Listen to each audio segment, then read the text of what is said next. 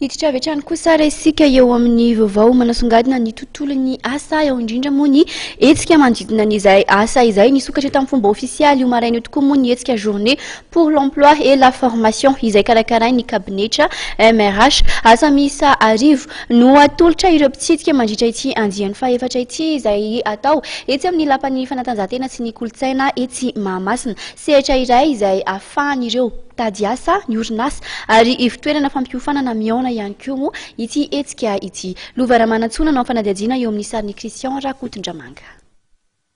Misy arivo no hitan'ireo mpitady asa mandritra ny andiany faefatra amin'ilay hetsika. Roa andro ho an'ny asa sy ny fampiofanana izay karakarain'ny kabinetra MRH etsy amin'ny lapan'ny fanatanjahantena sy ny kolotsaina etsy Mahamasina hetsika izay nisokatra androany. Ny olona izay mitady asa na manana diplôme izy na tsy manana izy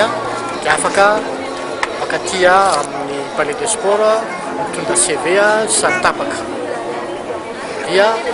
horaisin'ireo tompon'andraikitra tsirairay eo amin'ny société izay mitady olona be dia be ka manentana izany izay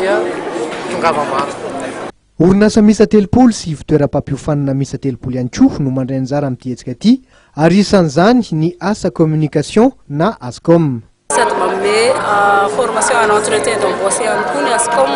no manampy amin'ny fitadiavana asa izany hoe misy offre mihitsy zany tonga ao amin'ny ASCOM an'ireo société partenaire ankoatra ny atao amin'ny salon androany dia be dia be koa société miara-miasa amin'ny ASCOM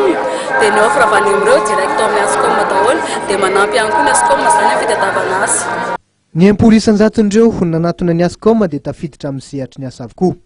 Olona eninjato no efa nahita asa tamin'ireo tolotra asa misa roa arivo natolotra nandritra ny andiany telo voalohany amin'ny andro ho an'ny asa sy fampiofanana. Mariana fa maimaimpona ny fidirana amin'ity hetsika ity.